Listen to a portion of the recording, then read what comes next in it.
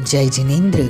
हमने देखा होगा कि सूर्य देव की प्रथम किरणों से सूर्यमुखी और कमल जैसे दिव्य पुष्प खिलते हैं और सूर्यास्त होने के साथ साथ पुनः उन पुष्पों की पंखुड़ियां अपने आप ही सिकुड़ जाती है। क्या इस प्रक्रिया का हमारे साथ कुछ संबंध है? जी हाँ, है। जैसे सूर्यमुखी की पंखुड़ियाँ सूर्य की उपस्थिति में खुलती है, वैसे ही हमारे जठर का छोटा सा मुंह भी सूर्योदय होते ही खुल जाता है और प्रातः होने के साथ साथ वो अपने आप ही सिकुड़ जाता है। वैज्ञानिक और वैद्य, संत और साइंस सभी कहते हैं कि भोजन को पचाने के लिए ज़रूरी ऑक्सीजन सूर्य देव की उपस्थिति में ही मिलता है। एक प्रैक्टिकल प्रश्न है कि रात को लोग सोते क्यों हैं? रात को नींद आती क्यों है? उपरोक्त कुछ सवालों से अनुभव किया जाता है कि रात सोने के लिए है, न कि खाने के लिए। प्रत्येक प्राणी और जानवर नई ऊर्जा पाने के लिए सोते हैं। दिन भर की भागदौड़ से शरीर थकान का अनुभव करता है। जो व्यक्ति थक गए हैं, क्या वह और कार्य कर सकते हैं? नहीं कर सकते हैं। ठीक इसी प्रकार हमारा शरीर भी स्वयं एक यंत्र ही है जो दिन भर खाए हुए अन्न को चयापचय की प्रक्रिया से पूरी करते हुए शर्करा के रूप में उत्पादित करता है, जो हमें पोषण देती है। रात का खाना मतलब शरीर के यंत्र से ओवरटाइम करवाना है। सूर्यास्त के बाद शरीर में आया हुआ भोजन अन्न नली से जठर के मुंह तक जाता है और सूर्य प्रकाश की उपस्थिति ना होने से अन्न पर होने वाली प्रक्रिया मंद हो जाती है और हमारे शरीर की कार्यप्रणाली पर विपरीत प्रभाव पड़ता है।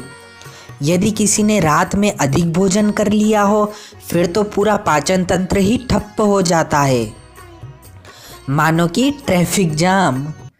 कई बार पूरा का पूरा भोजन सुबह तक पेट में पड़ा रहता है।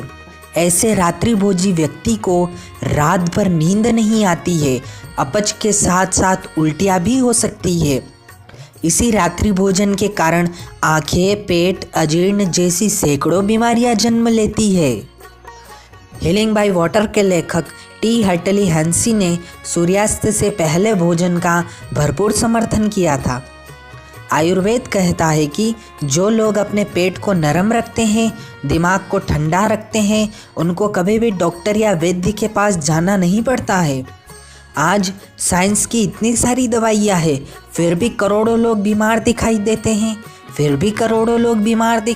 हैं। ऐसा क्यों? इसका एक बड़ा कारण यह है कि हमारी दिनचर्या व आहारचर्या बदल गई है। जंक फूड, रात का खाना, खाने का कोई समय ना होना, पेप्सी और कोक जैसे पेय पदार्थ पीना आदि। रात्रि भोजन करने वाले व्यक्तियों में चिड़चिड़ापन और बीमारियां हावी हो जाती है। वैज्ञानिक दृष्टि से और धार्मिक दृष्टि से देखा जाए तो रात्रि भोजन करना पूर्णतः अनुचित है। पद्म पुराण में वर्णन आया है कि चत्वारो नरकद्वारः प्रथमं रात्रि भोजनम, अर्थात नरक जाने के 4 द्वार हैं। पहला द्वार यही है रात्रि भोजन। वही बात करें हिंदू संस्कृति की तो मार्कंडेय ऋषि का कथन है, सूर्यास्त के बाद पिया हुआ पानी रक्त के समान है। रात में किया गया भोजन मांस खाने के बराबर है। मांस, मदिरा रात में खाना और कंदमूल खाने वाले नरक जाने का प्रबंध स्वयं ही करते हैं। हे युधिष्ठिर, देवताओं ने दिन में प्रथम प्रहर में भोजन किया था, दूसरे प्रहर में संत महात्मा, तीसरे प्रहर में पूर्वज और चौथे और अंतिम प्रहर मतलब रात को दैत्यों व राक्षसों ने भोजन किया है। अब आप समझ सकते हैं कि रात को भोजन करने वाले किस श्रेणी में आते हैं। जैन धर्म में अनेक जीवों को अभयदान देने के लिए और जीव हिंसा से बचाने के लिए रात्रि भोजन का पूर्णतः निषेध है। इसीलिए जैन धर्म में रात्रि भोजन को महापाप माना गया है। योग शास्त्र में तो यहाँ तक कहा गया है कि रात को खाने वाले लोग बिना सींग और पूंछ के घूमने वाले जानवर हैं। प्रत्यक्ष रूप से देखा जाए तो रात को कम रोशनी में हमें बहुत कम दिखाई देता है।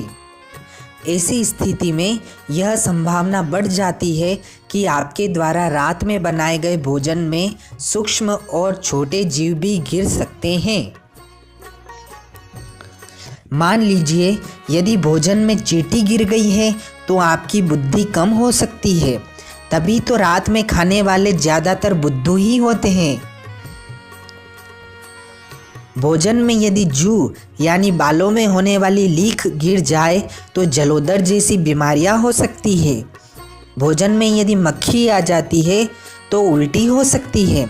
भोजन में यदि मकड़ी आ जाती है तो सफ़ेद कोढ़ अर्थात कुष्ठ रोग होने की संभावना बढ़ जाती है। अगर मान लो बाल आ जाता है तो गले में स्वरभंग हो जाता है। भोजन में यदि कोई विषैला कीड़ा आ जाता है तो मृत्यु तक हो सकती है। रात को भोजन में बल्ब के प्रकाश से आकर्षित होकर कई उड़ते कीड़े मर जाते हैं।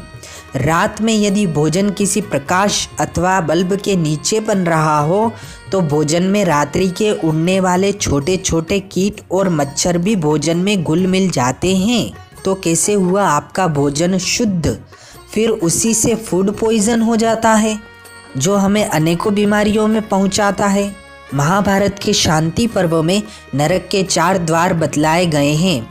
उनमें पहला रात्रि भोजन कहा है। रात्रि में वातावरण का ताप सूक्ष्म जीवों की उत्पत्ति में अनुकूलता पैदा करता है।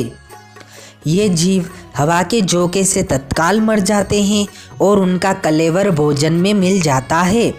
ऐसी स्थिति में रात्रि भोजन का त्याग न करने वालों को मांस का त्यागी कैसे कहा जा सकता है? दया धर्म के पालन करने वाले पुरुष को इनका त्याग कर देना चाहिए। श्रावक द्वारा व्रतों के पालन करने का मूल उद्देश्य होता है अहिंसा, धर्म की रक्षा करना।